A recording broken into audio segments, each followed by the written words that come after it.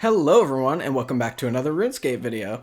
In today's video I'll be talking about 10 pieces of content that were once popular but are now barely used or not used at all. This list is once again a combination of both Old School RuneScape as well as RS3 and will include content from both versions of the game. Number 10. Rat Pits. The Rat Pits is an activity originally introduced to RuneScape back in November of 2005. The object of the game is to basically have your pet cat kill rats and bet on whose cat will kill more. You can bet anywhere from 100 to 50,000 GP, and players must bet equal amounts. Before the match starts, if you have a cat speak amulet, you can tell your cat what strategy to use. Afterwards, your cat begins killing rats until the other cat tires out, your cat tires out, they both tire out, one runs away, or your cat dies. Yeah, you heard that right. In this minigame, your cat can actually die. As you can probably guess, the minigame isn't too popular for quite a few reasons. First, you need to complete a decently long quest with other quests as pre-requirements. Secondly, depending on what cat you have, you can only participate in certain areas. This means overgrown cats and kittens can't compete against each other, and their arenas for each are located on completely different spots of the map. Overall, it's just not worth the effort to play it. The game still exists in Old School, but Jagex actually did end up removing it from RuneScape 3 due to the content being too poor quality. Number 9. The Nexus. The Nexus is a fairly new addition to RuneScape, but it was pretty much considered dead on arrival by most players. The Nexus is a community prayer training method located in the Lumbridge Swamp. A basic explanation is that you must help banish a grotesque emerging from the center. The actual activity is far more complicated than that, but I don't want to bore you with the details. The Nexus is a fairly decent way for free-to-play users to gain prayer experience. It can be extremely slow, but it is completely free. On the other hand, it's not mentioned anywhere on the wiki's members training prayer guide. Overall, a community prayer training method is a really cool idea, but it turned out to not be that popular. Number 8. Gnome Ball. Gnome Ball itself is actually a really cool concept, and I do wish they updated it and it was more popular. Gnome Ball is a game where one or more players uses a gnome ball to score goals against gnomes. You can play Gnome Ball inside the Tree Gnome Village, but if you're looking to find others to play with, I wouldn't count on it. The game is kind of a forgotten little part of RuneScape's history, tucked away in the corner of the map. It's not too surprising that it's not very popular, as there's not too much of a reward.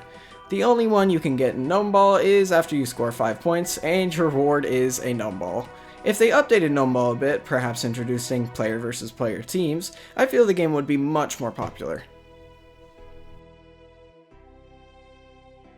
Number 7. Bounty Hunter.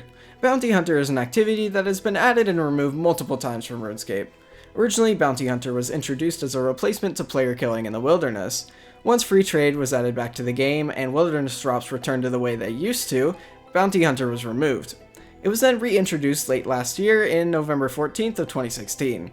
The game also exists in Old School RuneScape, but it was added on the 18th of September in 2014.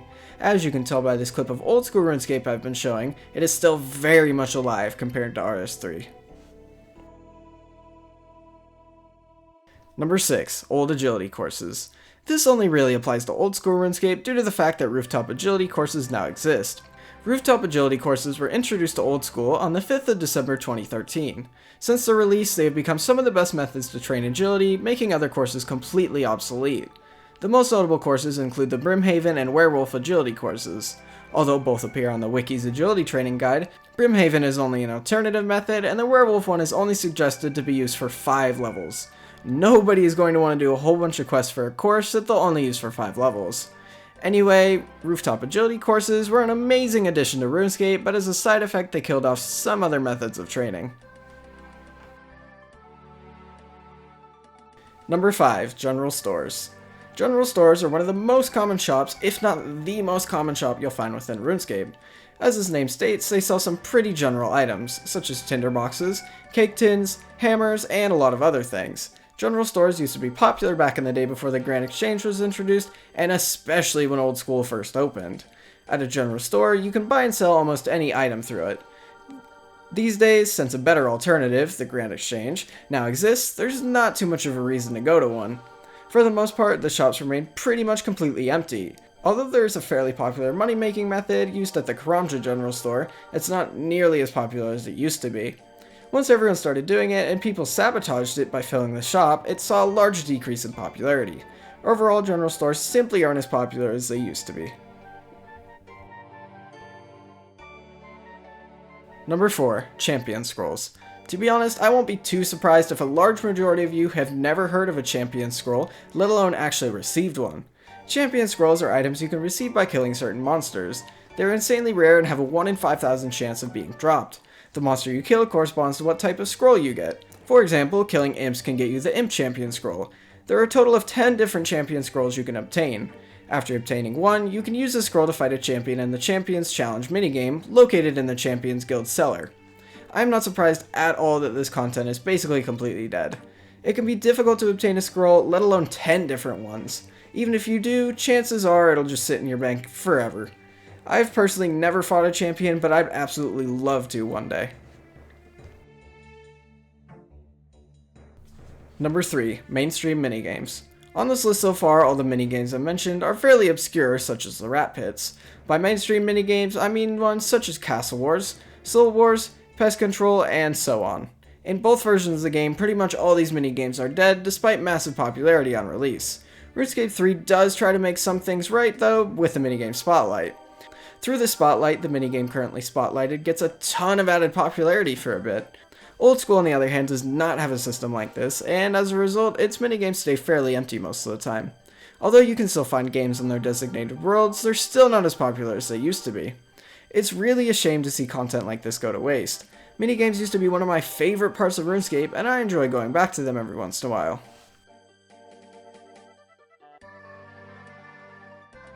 Number 2. Burthorpe Games Room. The Games Room was a once popular game introduced to RuneScape on the 24th of November in 2004. Inside the Games Room, you can play games such as Draughts, RuneLink, RuneVersy, and RuneSquares. This area used to be quite popular when it first released, but was on a decline in popularity ever since then. For almost a decade now, the Games Room has stayed almost completely empty at all times. One of the main reasons for this is Jagex officially announced the Games Room would no longer be updated as of February 2012. Despite nobody actually wanting to go there and play the games, everyone still seems to love this part of RuneScape's history. Number 1. Cities. Cities are arguably one of the most dead pieces of content in all of RuneScape, especially RuneScape 3. If you really think about it, when are you actually ever exploring a city unless it's for a quest?